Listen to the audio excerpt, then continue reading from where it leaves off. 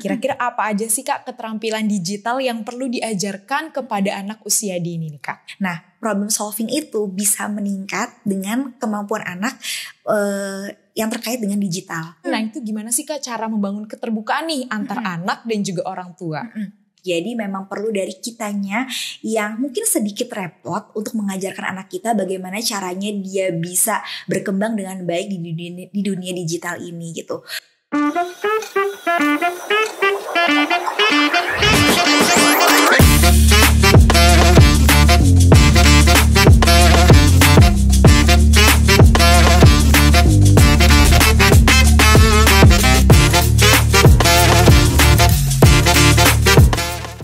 Welcome to Algorithmics Podcast. Podcast kali ini kita akan membahas terkait bagaimana sih kebiasaan-kebiasaan anak yang dapat mempengaruhi perkembangan dan juga tumbuh kembangnya.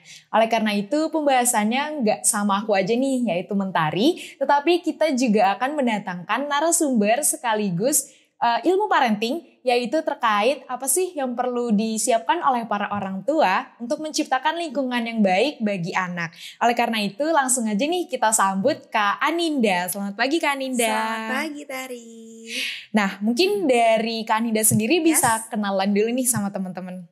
Halo, perkenalkan nama saya Aninda. Saya adalah seorang praktisi psikologi anak usia dini dan hari ini kita akan ngobrol-ngobrol bareng sama Mentari tentang mendidik anak di era digital. Bener banget Kak. Dari topiknya udah sangat menarik ya Kak ya. Jadi Kak Aninda ini sudah cukup aktif dalam mengedukasi dalam laman sosial medianya, terutama terkait ilmu parenting. Dan Kak Aninda ini salah satu praktisi psikologi anak usia dini. Oleh karena itu Kak nih, poin pertama yang mau kita bahas secara umum dulu nih Kak. Kira-kira keterampilan digital untuk anak. Kira-kira apa aja sih Kak keterampilan digital yang perlu diajarkan kepada anak usia dini nih Kak? Oke, keterampilan digital itu sebenarnya bisa kita mulai dari yang namanya literasi digital gitu. Literasi digital itu apa? Literasi digital adalah kemampuan anak untuk menggunakan, memahami dan berpartisipasi dalam dunia digital itu sendiri gitu. Karena kan kita tahu ya anak itu masih rentan gitu ya. Lalu juga dia juga perlu tahu nih kapan dia boleh menggunakan gadgetnya dia. Mulainya tuh jam berapa sih? Selesainya harus jam berapa sih gitu ya. Lalu hal-hal apa aja yang boleh diakses atau tidak boleh diakses. Itu semuanya termasuk di literasi digital gitu. Karena balik lagi tadi saya bilang anak-anak itu tuh rentan gitu. Rentan dalam artian gini, mereka masih perlu bimbingan kita untuk memahami apa itu privacy gitu ya. Apa itu cyberbullying itu seperti apa sih supaya kita enggak ikutan misalnya atau misalkan terkena cyberbullying itu kita harus gimana gitu. Belum lagi misalkan ada penipuan online dan segala macam yang kita tahu kalau di dunia digital ini nggak semuanya baik gitu ya kan. Jadi memang perlu dimulai dari hal itu dulu, literasi digital dulu sebagai pondasi awal mengajarkan atau hidup di era digital ini bersama dengan anak. Karena Tari dan parents di sini pasti tahu kita sekarang udah tinggal di era yang serba apa-apa tuh digital gitu. Dan gak mungkin kita mundur ya kan. Teknologi kan gak mungkin mundur lagi. Even di keadaan yang buat kita terkungkung aja kayak pandemi kemarin, itu dunia digital tuh malah berkembang pesat di situ gitu. Jadi memang perlu banget dari kita sebagai orang tua bukan yang menjaga jarak sama digital, tapi mengajarkan anak gimana menggunakan digital itu dengan lebih bijak gitu. Oleh karena itu peran orang tua dan juga peran anak yang saling berkolaborasi itu juga perlu diperhatikan karena dapat berpengaruh terhadap perkembangan anak seperti itu. Nah, tapi nggak usah khawatir karena Algorithmics punya solusinya di mana kita punya kelas yang secara gratis dapat dicoba oleh para anak-anak sehingga anak-anak dapat dilatih fokus dan juga kreativitasnya. Jadi buat para parents yang masih bingung gimana sih caranya untuk mengalihkan atau memfokuskan kreativitas anak, perkembangan anak di Algorithmics, anak akan dilatih secara kreativitas dan juga motoriknya seperti itu. Dan buat para parents Yuk ikutan trial class gratis dari Algorithmix karena Algorithmix akan membantu perkembangan anak. Oke Kak, nah kalau tadi udah membahas secara peran orang tua ini harus mendampingi lalu perlu adanya literasi secara digital. Nah selanjutnya berarti apa sih Kak manfaat teknologi terutama dalam mendukung pembelajaran anak nih Kak? Oke, pembelajaran anak itu didukung banget sebenarnya sama teknologi ya. Yang pertama adalah aku pernah baca ada sebuah penelitiannya yang mengatakan kan IQ anak itu kan terbagi beberapa kategori gitu. Nah, salah satunya itu ada yang namanya problem solving. Nah, problem solving itu bisa meningkat dengan kemampuan anak yang terkait dengan digital. Gitu, itu bisa meningkat tuh di area problem solving. Itu yang pertama. Yang kedua adalah anak jadi lebih mudah menemukan atau mengumpulkan informasi. Nggak kayak kita dulu nih. Tari ya kan kalau misalkan mau belajar, semua buku dibuka. Bener, gitu. Beli buku banyak. Walaupun memang sebenarnya dari cara tradisional yang membuka buku dengan literasi yang zaman sekarang gitu ya, dari digital itu sebenarnya bisa tuh dijadikan satu. Gitu, diintegrasikan supaya akhirnya kepake nih gitu, karena semakin anak itu belajar dari dua arah sebenarnya, dari digitalnya dapat, dari tradisionalnya dapat, kemungkinan kemampuan literasinya mereka juga jadi meningkat gitu, kemampuan bisa membaca juga jadi meningkat. Kan kalau kita cuman searching aja sebenarnya kalau di keyword itu gampang banget ya langsung keluar. Sedangkan kalau di buku kan dia harus bener-bener baca banget. Nah, itu sebenarnya yang jadi meningkatnya literasinya karena kedua hal itu digabungkan. Itu yang kedua.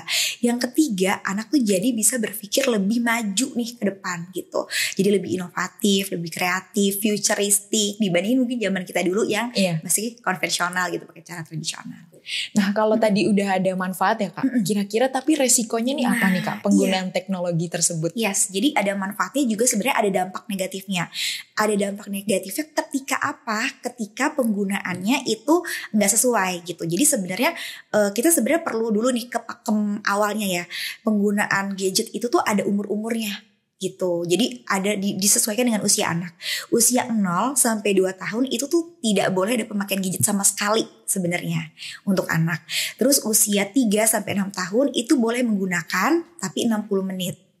Gitu. 7 sampai 12 tahun 90 menit dan 13 tahun ke 18 tahun itu 120 menit alias 2 jam.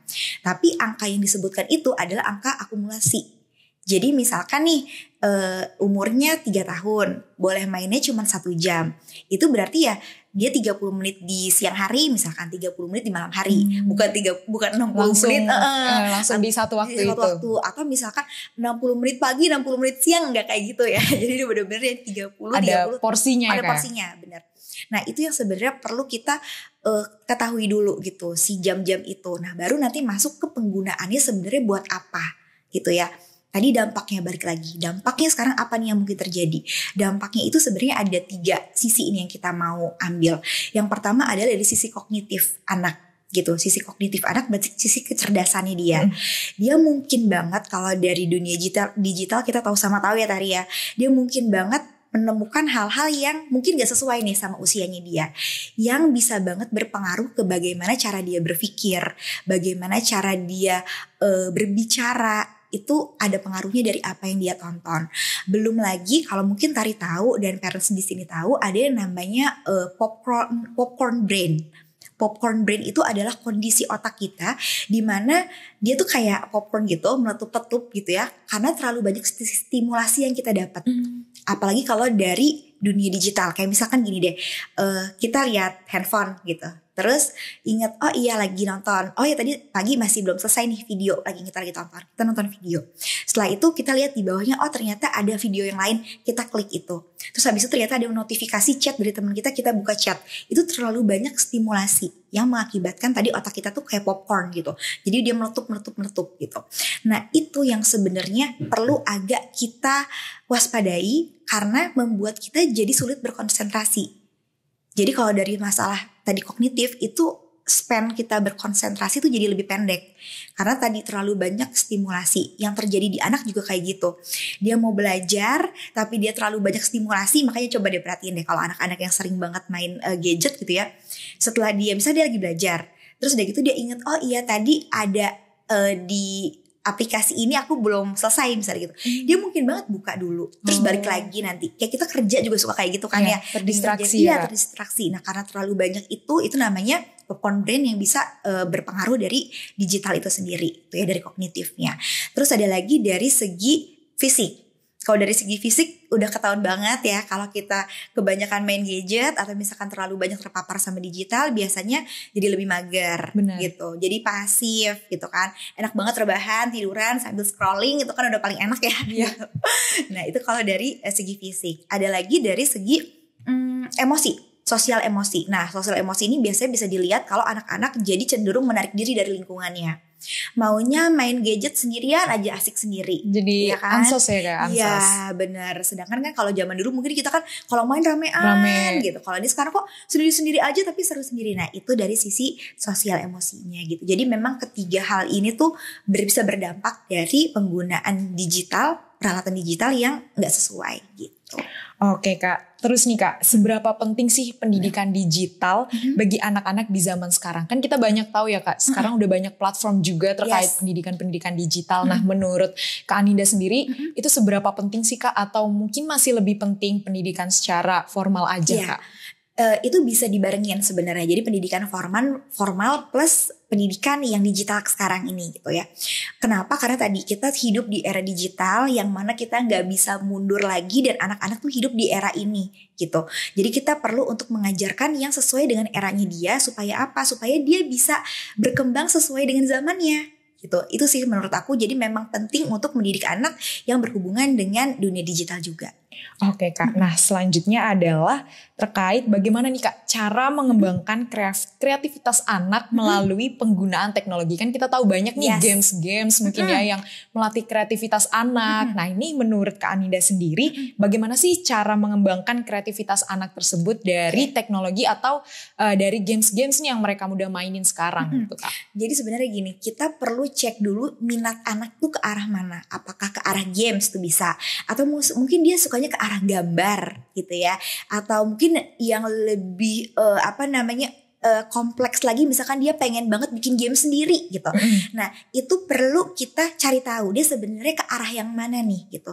Setelah itu kita sebagai orang tua bisa mendampingi, atau kita mungkin bisa bertanya nih ke diri kita sendiri, kita mumpuni nggak untuk mendampingi sendiri gitu. Kalau misalkan dirasa kayaknya kalau mendampingi sendiri sulit ya gitu ya, atau misalnya kita sendiri juga nggak ngerti nih gimana caranya, mungkin disitulah kita membutuhkan bantuan profesional gitu, dengan mengikuti anak ke misalkan kursus gitu, seperti itu sih. Oke Kak, nah selanjutnya terkait tantangan orang tua nih Kak. Kalau tadi kita udah bahas tentang gimana sih peran orang tua dan gimana sih terkait teknologi ini tuh berpengaruh terhadap anak. Kalau sekarang adalah tantangan orang tua yang perlu kita perhatikan banget nih Kak. Bagaimana sih membangun komunikasi yang terbuka? Karena semakin banyak kita berinteraksi dengan teknologi, menurut aku kita malah semakin tertutup sama diri kita sendiri. Nah, sedangkan kita kan sekarang malah jadi hubungannya tuh menurut aku ya secara keluarga tuh kadang kita malah jadi kurang gitu Kak. Karena kita punya dunia sendiri, kayak aku punya dunia sendiri, misal kakakku juga kayak sibuk sama teknologinya gitu. Bahkan sekarang orang tua pun udah mulai bisa main teknologi kan Kak. Jadi kayak sama-sama sibuk masing-masing. Nah, itu gimana sih Kak cara membangun keterbukaan nih antar anak dan juga orang tua? Memang perlu banget untuk sering punya quality time bersama anak, yang kita tuh ngobrol sama mereka. Jadi walaupun misalkan nih kita biasa banget menggunakan gadget kita, tapi karena kita lagi ngobrol sama anak-anak, yuk stop dulu, taruh dulu gadgetnya, supaya kita bisa ikut ngobrol sama anak-anak dan anak-anak melihat contohnya ke diri kita gitu. Itu sih sebenarnya gimana caranya kita bisa ngumpul sama anak-anak, ngobrol gitu ya. Apalagi mungkin kalau di sini parents nggak semua anak-anaknya masih kecil-kecil, mungkin ada yang remaja. Nah, itu tekniknya bisa beda lagi gitu. Apalagi mungkin kalau anak-anak yang sudah mungkin agak lebih besar, itu gak terlalu suka diintervensi terlalu banyak. Yang ngasih tari intervensi itu lebih kayak ke mungkin bukannya mengkritik ya, tapi lebih ke arah yang kamu gak boleh begini, kamu gak boleh begitu, tapi gak dikasih saran yang baiknya tuh seperti apa. Cuman banyak larang. Nah, itu sebenarnya yang mungkin bikin anak-anak jadi nggak mau ngobrol, nggak seru, mendingan aku main gadget aja, misalnya seperti itu. Nah itu sih sebenarnya yang perlu kita introspeksi ke diri kita gitu, sejauh mana sih sebenarnya kita udah melakukan tugas kita sebagai orang tua gitu. Oke, nah parents, sebelum kita beranjak lebih jauh dengan topik hari ini, bisa aku simpulin nih dari apa yang telah disampaikan oleh Kak Aninda bahwa peran orang tua ini cukup penting. Akan tetapi intervensi dari orang tua juga perlu diperhatikan agar membangun komunikasi yang baik nih antar anak. Karena sejatinya penggunaan teknologi ini dapat berdampak positif apabila ada kolaborasi terkait peran orang tua dan juga peran anak yang baik. Nah selanjutnya nih Kak, terkait penggunaan media sosial oleh anak-anak. Seperti yang kita ketahui mungkin banyak orang tua yang ingin mengabadikan momen anak-anaknya nih. Gimana sih anak-anaknya usia sekian sampai sekian nih sudah mencapai apa atau lagi sibuk-sibuknya apa. Nah menurut Kak Aninda sendiri bagaimana sih pendapat terkait penggunaan media sosial secara pribadi nih oleh anak-anak. Kayak kita udah punya akun pribadi sendiri. Mungkin kalau sekarang kita lihat banyak influencer yang anak-anaknya sejak kecil itu udah punya akun sendiri ya. Mungkin tujuannya untuk mengabadikan momen-momennya gitu loh. Karena menurut Kak Aninda sendiri pendapatnya ini seperti apa? Oke, sejauh mana account itu dipergunakan sebenarnya. Kalau misalkan orang tuanya masih bisa menjaga account tersebut dengan cara menjaga privasi anaknya, seperti misalnya tidak memperlihatkan anaknya sekolah di mana, atau misalkan tidak memperlihatkan bagian-bagian tubuh anak yang semestinya nggak boleh diperlihatkan. Anaknya harus pakai baju seperti apa sih? Dia diabadikan dengan menggunakan baju seperti apa gitu ya. Itu sebenarnya masih bisa dibilang cukup aman gitu. Yang menjadi masalah adalah ketika privasi si anak ini nggak ada. Gitu. Dan apalagi kalau misalkan orang tua yang memberikan account tersebut ke anaknya. Jadi oke, ini mama bikinin Instagram atau misalkan mama bikinin aplikasi yang lain gitu ya untuk kamu, dan kamu pakai sendiri ya, misalnya kayak gitu. Accountnya kamu pakai sendiri, terserah.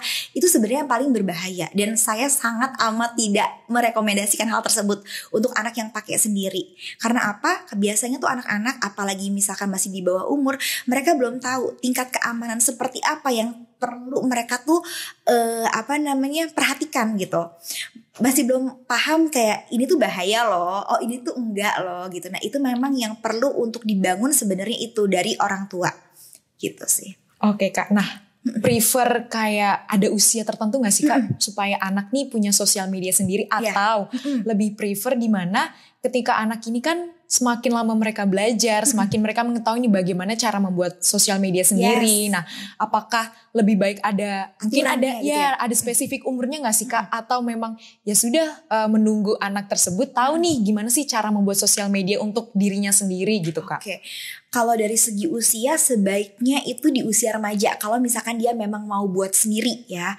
Tapi kita juga perlu bikin kayak semacam teken kontrak gitu sama anak tentang hal-hal apa aja yang boleh dia akses gitu. Dan mungkin karena kita yang ngasih gadgetnya ke anak itu, kita juga perlu bikin ketegasan gitu. Dari awal kita udah bilang, oke, ini kakak ibu kasih handphone ya, ibu kasih gadget, kakak boleh pakai. Tapi karena kakak masih di bawah umur dan kakak masih di bawah tanggung jawab ibu perlu supervisi gitu. Kita perlu sampaikan itu ke anak. Jadi kita perlu untuk bisa ngecek handphone kamu kapanpun ya gitu. Itu disampaikan dengan lugas gitu ke anak supaya dia tahu kalau ibunya tuh nggak diem loh ngeceknya gitu. Ini beneran loh, ibunya ngomong loh gitu. Dari awal tuh udah ada teken kontrak itulah gitu ibaratnya. Nah itu sebenarnya yang menurutku salah satu yang penting nih kalau misalkan mau bikin sosial media, apalagi untuk anak. Karena kita tahu ya, sosial media itu sebenarnya kayak menjangkau orang-orang yang di luar diri anak gitu. Berbeda dengan kalau misalkan aplikasi chat, itu malah mendekatkan mungkin dia dengan ibunya, dia dengan ayahnya, mungkin karena ibu ayahnya kerja jadi bisa melalui aplikasi chat itu gitu ya. Tapi kalau udah sosial media kan kita ngomongnya tuh udah keluar gitu kan, ya mungkin orang-orang yang dia nggak kenal gitu. Nah itu sebenarnya yang perlu kita omongin nih ke anak kita yang teken kontrak tadi. Sama mungkin kita bisa kasih pemahaman ke dia kalau dunia digital atau misalkan dunia maya itu tuh nggak semuanya seperti apa yang kita lihat gitu. Jadi perlu untuk pemahaman juga ke anaknya. Dia perlu hati-hati loh gitu. Gak bisa sembarangan, oke aku percaya aja sama orang ini, dia temen aku kok misalnya. Gak bisa seperti itu. Nah itu kita perlu jelasin ke anak kita. Nah dari teken kontrak tersebut Kak, banyak anak yang malah merasa kok aku banyak dilarang ya. Yes. Balik lagi ke pembahasan kita sebelumnya terkait intervensi orang tua. Nah pasti gak mungkin lah Kak gak ada konflik ya terkait anak dan orang tua terkait pembatasan pemakaian teknologi. Nah gimana sih Kak cara mengatasi atau kita usaha preventif nih Kak terkait konflik antara orang tua dan anak terkait pembatasan jam anak bermain seperti itu. Nah apakah gimana sih Kak tips and triknya? Oke. Ini sebenarnya harus diomongin dari awal gitu. Kalau misalkan memang waktunya dia cuma main 1 jam gitu katakan, kita perlu jelas nih ngasih tauin 1 jamnya itu tuh dari jam berapa sampai jam berapa. Oke, katakan misalkan 1 jamnya itu berurutan ya, jadi misalnya nggak keputus-putus gitu menitnya, benar-benar 1 jam. Kita bisa bilang, oke nih kakak boleh main handphone misalkan dari jam 5 sore sampai jam 6 ya. Setelah itu udah gitu. Jadi benar-benar pas dia minta handphonenya di jam 5 kita kasih, dan kita minta tuh di handphonenya dia di jam 6 itu. Kembalikan handphonenya karena udah jam 6 gitu. Anak-anak tuh pinter banget, parents, anak-anak tuh pinter banget. Mereka tuh suka tahu, oh ini tuh kayaknya ibu aku tuh bisa deh ditawar sebentar lagi masih pengen main. Membaca keadaan ya kan? Iya kan? Ya kan kita juga begitu kan. Iya, nego. Boleh ya bentar lagi ya. Nah kalau misalkan dari satu keadaan aja, kondisi aja kita misalkan udah gak tegas gitu. Misalkan kita kayak, yaudah deh boleh deh. Nah itu bisa banget dijadikan senjata bagi anak untuk dia pakai lagi senjata yang sama gitu. Besokannya kayak bener lagi deh nanggung. Nah itu yang sebenarnya perlu ketegasan supaya dia nggak merasa nanti dibatasi segala macam. Perlu ketegasan tuh dari awal gitu. Pas tekan kontrak ini langsung diomongin, kakak cuman boleh main jam sekian sampai jam sekian, cuman boleh buka hal ini gitu. Oke Kak, jadi bisa aku simpulin nih terkait tantangan orang tua dalam mendidik anak di era digital. Bisa kita ketahui bahwa komunikasi antara anak dan orang tua ini bisa kita bangun, dan adanya kesepakatan dari orang tua dan terhadap anak ini bisa membuat kebiasaan-kebiasaan anak ini menjadi kebiasaan yang baik. Oleh karena itu kita juga bisa mengontrol anak dalam penggunaan teknologi. Nah selanjutnya terkait tantangan terbesar nih Kak dalam mendidik anak di era digital. Nah tantangan paling umum yang dihadapi orang tua, kalau tadi kita udah ngebahas dari sisi anak, sekarang dari sisi orang tua. Nah tantangan terbesarnya tuh apa sih Kak? Aku mau tanya dulu deh, mungkin parents di sini atau Tari, kamu tahu nggak dari sekian banyak kegiatan yang berhubungan sama digital, hal apa sih sebenarnya yang paling negatif di antara semuanya itu? Kan misalkan ada yang bermain game, ada yang nonton misalnya, atau misalnya ada yang chat gitu ya, pakai aplikasi chatting. Sebenarnya dari segala macam itu yang paling berbahaya itu adalah menonton. Padahal mungkin kita melihat menonton ya hanya menonton gitu ya kan, tapi ternyata itu banyak banget negatifnya gitu. Mulai tadi ya dari dia sikap duduknya aja pasti udah model pasif ya kan. Kalau kita menonton gitu ya, mungkin udah rebahan atau sambil tiduran, dari postur tubuh aja udah ada hal yang udah negatifnya dari situ. Belum lagi nanti yang dia cerna apa yang masuk ke dirinya dia apa gitu. Nah jadi kalau balik lagi sebenarnya tantangannya apa sih sebenarnya hal yang paling dirasain banget nih sama orang tua zaman sekarang. Ini ada hubungannya dengan menonton gitu. Anak-anak yang terbiasa menonton video-video pendek atau video-video panjang gitu ya, biasanya mereka akan masuk tuh ke otaknya mereka kalau hidup yang asik tuh begini ya zaman sekarang. Ada gambaran-gambaran tentang kehidupan yang ideal di otaknya mereka. Itu sebenarnya yang akan berefek kemana aja, ke gaya hidup, cara bicara, cara konsumsi anak gitu ya, konsumtif. Jadi muncul nih, aku pengen beli ini, pengen beli itu, karena yang aku tonton influencer ini begini begitu, jadi pengen ngikutin. Nah ini sebenarnya yang jadi permasalahan besar nih di diri orang tua, yang mungkin kita nggak sadari dari hal sekecil menonton, tapi ternyata efeknya bisa sepanjang itu. Makanya perlu banget tipsnya gitu ya, kalau misalkan terus harus gimana gitu. Tipsnya itu perlu kita sebenarnya ajarkan nih ke diri anak. Sekiranya seperti apa sih kita perlu untuk menjelaskan ke mereka kalau beda-beda loh, kehidupan itu tuh beda-beda gitu ya. Atau misalkan apa yang kita tonton di sosial media itu belum tentu yang sebenarnya pun begitu. Itu yang perlu kita jelaskan banget ke diri anak, karena biasanya tuh mereka masih belum bisa membedakan mana yang fantasi, mana yang realita, mana yang gimmick, mana yang beneran. Mereka masih belum ngerti gitu. Makanya tugas kita sebenarnya di situ. Bener Kak, jangan kan anak-anak, maksudnya aku sampai sekarang pun kalau nonton kayak ternyata anak seusiaku nih harusnya kayak gini. Padahal setiap orang nih plottingannya beda ya Kak. Karena menurut aku sekarang orang nih sosial media nih, apalagi menurut aku ya Kak, Instagram nih lebih kayak ke kita buat flexing, kayak pencapaian kita apa, terus apa beda banget waktu zaman aku SMP ketika aku udah punya Instagram sendiri, itu isinya kayak masih keseruan mainnya anak-anak. Sekarang tuh kayak foto-foto aja gitu kan, happy-happy aja. Bener, sekarang beda. Kalau aku lihat arsip-arsip Instagramku kayak, kok sekarang aku nggak berani ya ngeluarin foto-foto yang kayak gini, padahal idealnya sosial media ini harusnya kayak gini gitu. Kayak ternyata kehidupan ternyata makin berubah gitu Kak. Dan apalagi anak-anak yang masih zaman sekarang yang kalau aku lihat, kok aku zaman SMP gini, sekarang anak-anak SMP kayak kelihatannya lebih dewasa ya daripada aku gitu. Entah mungkin sekarang dari bermake up lah, kayak kok kesannya dulu SMP ini masih sesimpel itu, sekarang anak-anak udah mirip kayak kita yang zaman sekarang gitu Kak. Ternyata banyak banget ya Kak dampak-dampaknya. Nah, selanjutnya adalah terkait langkah-langkah nih Kak. Secara konkret orang tua ini harus mengambil sikap seperti apa terkait resiko ketergantungan anak terhadap sosial media nih Kak. Oke, ketergantungan ini memang udah masuk ke ranah ketergantungan, berarti udah agak lebih sulit ya dibandingin dari awalnya masih intervensi, sekarang udah masuk ketergantungan. Memang kalau misalkan mau ngomongin soal ketergantungan pasti dimulai dari awal dulu gitu. Tipe pendisiplinannya seperti apa? Kalau misalkan kita pengen supaya anak kita nggak tergantung, berarti harus ada pendisiplinan yang berubah dari diri kita. Kalau misalkan kita ngerasa, ya anak aku tergantung banget sama gadget, tapi kita juga nggak pernah melarang misalnya, atau nggak pernah membatasi, ya susah gitu. Anak ini masih butuh diarahkan. Jadi mestinya kita kembali lagi nih ke diri kita, pola parenting apa yang sebenarnya kita jalani ini sekarang. Apakah benar-benar kita tuh bisa menjadi bisa menjadi teman untuk anak, tapi juga kita bisa tegas ke dirinya mereka, atau kita full menjadi teman banget buat anak, terserah deh kamu mau ngapain, ibu kasih kebebasan, atau sebaliknya kita tegas banget ke anak tanpa memberikan dia rasa kalau ini tuh kita tuh ibu tuh sebenarnya bisa jadi sosok yang menyenangkan gitu. Itu yang sebenarnya bisa dijadikan benang merah kalau misalkan kita ngomongin soal ketergantungan. Karena kadang-kadang gitu, orang tua yang terlalu strict atau orang tua yang terlalu loose itu yang bisa membuat anak jadinya, ya udah deh aku main gadget aja. Tapi kalau misalkan orang tuanya tipenya dia friendly tapi dia bisa tegas, itu yang bisa membentuk anak lebih firm gitu, lebih tahu berarti aku perlu melakukan apa nih terkait penggunaan gadget itu sendiri. Seru banget sih. Nah, kalau misalnya kita balik lagi nih Kak, dimana anak yang sekarang udah deket banget sama teknologi. Nah, kalau yang tadi kita bahas pasti kan anak jadi pasif ya Kak.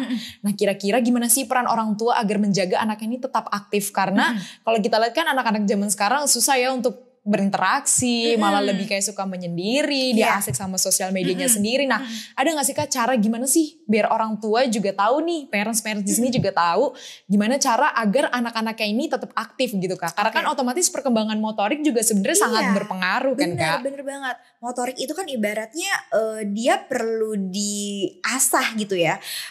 Misalkan kan ada tugas-tugas motorik anak. Misalkan di usia 4 tahun sudah harus bisa naik sepeda, katakan seperti itu. Tapi karena misalkan dia jadi main gadget terus, boro-boro naik sepeda, misalnya gitu. Punya sepeda aja mungkin aku gak punya sepeda karena lebih sering main gadget, misalnya seperti itu. Nah, balik lagi tadi gimana caranya supaya anak stay aktif gitu. Itu sebenarnya bisa dilihat sama orang tua, anak aku ini minatnya kemana sih selain main gadget misalnya. Selanjutnya terkait karena udah kita era digital ya Kak, otomatis kita juga sebelumnya kan udah ada pembelajaran secara tradisional atau konvensional. Nah, apakah kalau tadi udah disinggung nih sama Kak Aninda, harusnya kita mengintegrasikan keduanya. Boleh jelasin gak sih Kak secara lebih spesifik cara mengintegrasikannya itu seperti apa nih? Mungkin dari parent sendiri mau coba nih Kak, gimana caranya untuk menyeimbangkan pembelajaran secara tradisional dan juga penggunaan teknologi supaya seimbang gitu Kak. Bisa diawali sebenarnya dengan gini, kan kalau kita lihat zaman sekarang itu buku-buku tuh kayaknya udah gak semenarik dulu. Benar. Gitu ya. Mungkin ke toko buku juga jarang banget. Nah, itu kita bisa memulai mengajak anak-anak kita ke toko buku sebenarnya untuk yang tradisionalnya. Nah, nanti bisa kita ajak misalkan gini, mereka lihat ada buku-buku yang tentang, katakanlah anak-anak kita sukanya sains gitu ya. Beli buku sains. Dari situ nanti kita bisa ajak anak-anak kita buat baca untuk mengambil di sisi tradisionalnya.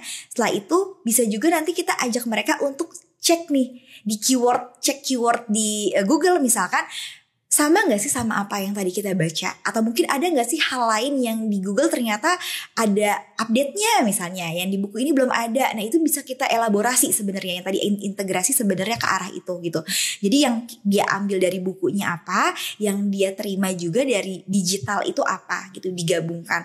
Mungkin kalau misalkan di sini mungkin ada parents yang guru juga gitu ya, mungkin juga bisa pakai cara-cara seperti misalnya bikin tugas, katakan bikin tugas, boleh daftar pustaka misalkan 2 dari buku, 3 dari digital misalnya kayak gitu. Jadi dipadu-padankan gitu. Karena kan biasanya tuh kadang suka ada yang boleh semuanya dari digital aja deh. Kalau zaman sekarang kan gitu ya gitu.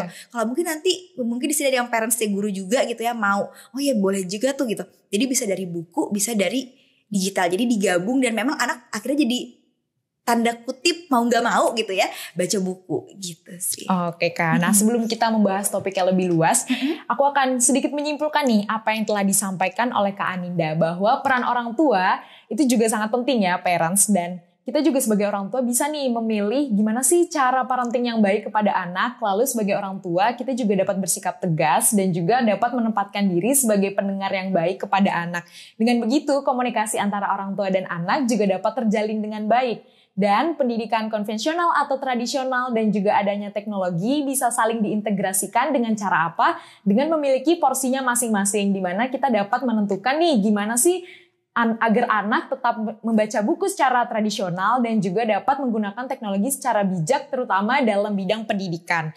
Nah selanjutnya nih Kak, kita balik lagi terkait peran orang tua lagi nih Kak dalam mendidik anak di era digital. Nah ini kita bahasnya tentang kesehatan mental. Kalau tadi kita udah terkait secara motorik, kognitifnya, sekarang kita ke kesehatan mentalnya nih Kak. Tanda-tanda nih, tanda-tanda anak udah mulai mengalami mungkin stres atau kecemasan karena teknologi. Biasanya kan kalau misalnya kita ngeliat beberapa konten ya, jadinya kayak ada cemas sendiri atau mungkin ada rasa iri dan segala macem. Nah itu ada hubungan sama cyberbullying. Nah benar, gitu. Tanda-tandanya ini apa sih Kak?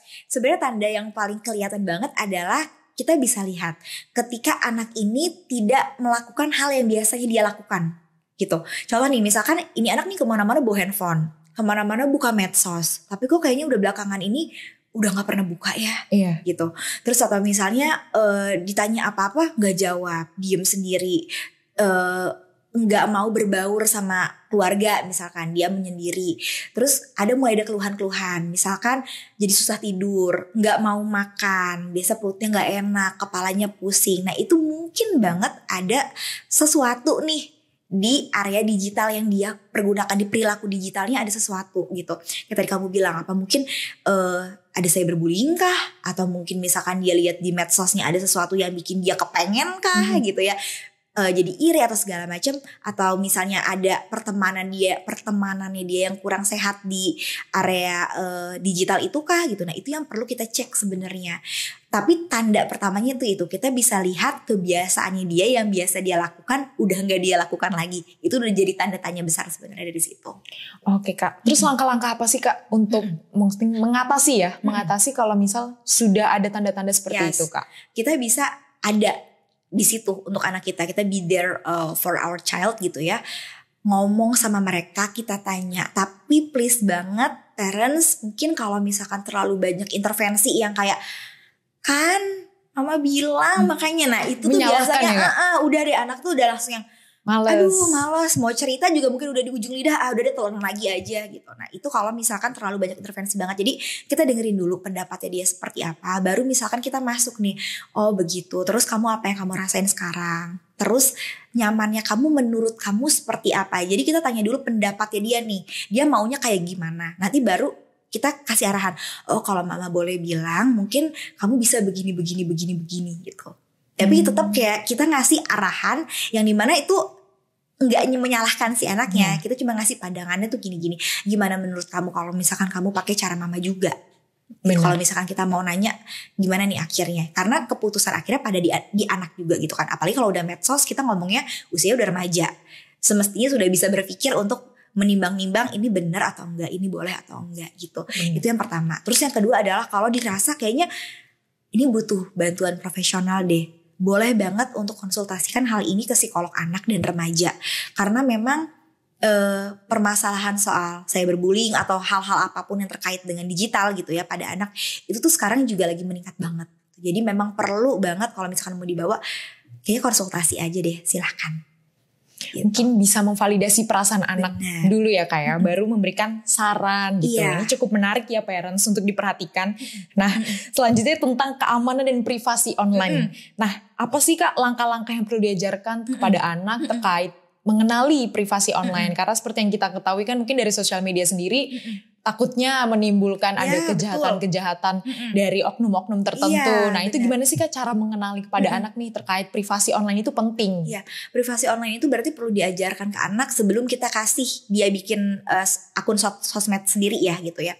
Yang pertama sebenarnya ada 3. Yang pertama itu adalah privasi anaknya gitu. Kayak misalkan nggak perlu untuk memberitahukan tinggal di mana, sekolah di mana, terus nama ayah siapa, nama ibu siapa, even itu ada yang nanya misalnya, nggak perlu untuk ceritain gitu ya, kayak kamu tinggal di mana sih atau kamu sekolah di mana, nggak perlu jawab gitu. Itu dari sisi data diri anak. Lalu juga ada yang kedua, privacy foto. Dia perlu tahu, dia perlu memposting foto yang seperti apa, dengan pakaian seperti apa. Foto itu boleh gak sih dikirim ke temen, itu juga dia perlu tahu. Kan mungkin kalau zaman sekarang kan ada yang foto dulu dong kirim misalnya kayak gitu ya kan. Nah itu dia juga harus tahu kepada siapa aja dia boleh kirim foto gitu. Kalau misalkan kepada orang yang gak dia kenal, buat apa dia kirim foto itu ya. Yang ketiga adalah privasi yang berhubungan dengan orang luar. Kalau misalkan ada orang yang dia gak kenal, oke kakak boleh punya account tapi di private misalnya kayak gitu. Terus kalau misalkan ada orang yang ngajakin kenalan, gak usah dibalas ya Kak, karena itu orang yang gak kamu kenal sama sekali. Even misalkan itu halo aku temennya si ini misalnya gitu, itu juga kita perlu membatasi ke anak supaya dia tahu oh gak perlu dibalas, gak perlu kita kasih memperdulikan orang-orang yang mungkin mau kenalan sama kita tapi kita nggak tahu tujuannya apa. Itu kita perlu kasih tahuin bahaya-bahayanya kepada anak tuh seperti apa gitu sih kalau menurut aku. Oh sama kalau misalkan kayak mungkin ya anak-anak kan yang suka foto pakai seragam, nah itu juga perlu tuh kita kasih tahu ke anak. Boleh nggak sih kita foto pakai seragam? Boleh nggak sih foto yang pakai seragam itu kita upload gitu? Nah itu perlu kita jelaskan kepada anak, karena apalagi kan ada beberapa sekolah yang seragamnya itu ini ya spesifik gitu. Oh ketahuan nih sekolahnya di sini. Nah itu sebenarnya perlu banget kita omongin juga ke anak untuk menjaga diri anak sendiri sebenarnya. Benar, karena zaman sekarang takut banyak penyalahgunaan informasi. Suka tiba-tiba anak dijemput di sekolah padahal bilangnya utusan dari orang tuanya. Padahal kita nggak tahu ya Kak, ternyata penculikan anak. Karena zaman sekarang banyak banget nih hal-hal yang gak terduga gitu. Modus-modusnya tuh suka kadang gak masuk di akal gitu Kak. Nah kita langsung aja nih Kak terkait langkah-langkah gimana sih menangani cyberbullying. Karena kalau tadi kan kita udah sempat menyinggung kalau misalnya anak udah ada cyberbullying, mungkin dari anaknya sendiri ada perbedaan perilaku yang kayak unhabitnya dia tuh keluar gitu Kak. Nah gimana sih Kak cara mengurangi atau menangani cyberbullying dan menjaga anak-anak tetap aman terutama dalam dunia maya gitu Kak. Cyberbullying, kalau kita ngomongin cyberbullying itu berarti ada 2 kemungkinan. Ada bisa jadi anak kita jadi korban, bisa juga anak kita jadi pelakunya. Ya kan, itu antara 2 hal itu gitu. Nah yang perlu kita omongin adalah sebelum balik lagi tadi ya, sebelum dia punya account itu, dia perlu tahu kalau ada banget macam-macam bullying di dunia maya. Mungkin dia nggak pernah tahu kalau misalkan ternyata oh bisa ya berkomentar yang sesuka hati nih di sini. Orang nggak bakalan tahu aku siapa, misalnya kayak gitu. Nah itu perlu banget dijelaskan supaya akhirnya dia nggak ngarah ke jadi pelakunya. Atau mungkin kalau misalkan dia malah jadi korbannya gitu. Misalkan dia mau posting hal yang mestinya nggak dia posting, tapi dia posting akhirnya orang lain yang komen itu fotonya kok kayak gini, misalnya dia merasa dia jadi korban gitu. Nah untuk supaya nggak kena atau misalkan terhindar dari cyberbullying, yang pertama kali kita omongin dulu yang tadi ya, kita jelaskan dulu ke anak apa perbedaan, apa itu cyberbullying, apa sih bullying itu tuh nggak cuman di dunia nyata, bullying itu juga bisa loh di sosmed, bentuknya seperti apa, terus ketika kamu jadi korban itu kayak gimana. Kalau kamu melakukan hal ini kamu jadi pelakunya, misalnya seperti itu. Nah balik lagi kalau misalkan kita rasa kayaknya nih anak kita butuh penanganan deh, boleh banget kita ajak dia ke psikolog sebenarnya gitu, yang terkait dengan cyberbullying ini. Karena kadang-kadang orang tua tuh suka bingung nanti, aduh aku harus kayak gimana ya, aku gak kenal soalnya sama anak aku yang ini gitu, temennya anak aku yang ini aku gak kenal, gimana caranya aku bisa ngomong ke anak aku, kayaknya dia kok takut banget nih sekarang. Nah itu mungkin butuh tugas psikolog di situ gitu. Oke, ini Aku juga baru tahu ya kayak, maksudnya kayak ternyata banyak hal nih yang perlu dipelajari, menyiapkan diri sebagai orang tua, atau mungkin sekarang bagi para orang tua yang masih bingung gimana sih cara menghadapi ketika anak terkena cyberbullying atau mungkin dampak-dampak negatif dari sosial media. Mungkin buat para orang tua, dari yang aku simpulin nih dari apa yang telah disampaikan oleh Kak Aninda, bahwa orang tua sendiri bisa nih mengatur konten-konten yang sesuai dengan umur anak-anaknya di rumah, dengan seperti apa mungkin membuat family account dan disetting sesuai dengan umur anak, sehingga bisa tersortir nih secara otomatis konten apa aja sih yang pantas untuk diterima oleh anak-anak kita seperti itu. Nah, mungkin ini udah di penghujung acara sih Kak.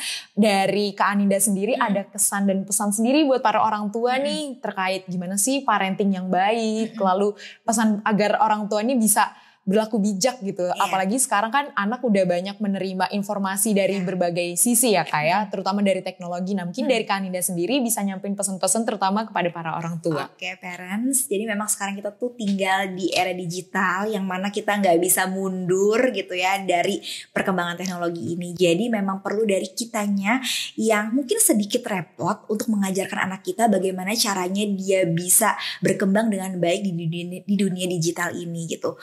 Butuh banget pendampingan dari orang tua, advice dari orang tua, intervensi boleh tapi disesuaikan caranya yang bisa membuat anak juga merasa nyaman. Oke, semangat parents. Oke, terima kasih banyak Kak Aninda atas maunya nih untuk sharing-sharing sama kita, karena dari aku sendiri mungkin kedepannya jadi tahu nih parenting yang baik itu seperti apa, dan buat para orang tua juga jadi tahu mau arahnya nih kemana nih untuk membimbing anak-anaknya seperti itu. Dan parents penting sekali bahwa kita untuk mengenali nih hal-hal apa aja sih yang berpengaruh positif dan juga negatif terhadap perkembangan dan juga tumbuh kembang anak. Karena dari hal-hal tersebut kita dapat menyesuaikan gaya parenting kita terhadap anak-anak kita di rumah seperti itu. Terima kasih dan sampai jumpa di podcast Algorithmic selanjutnya.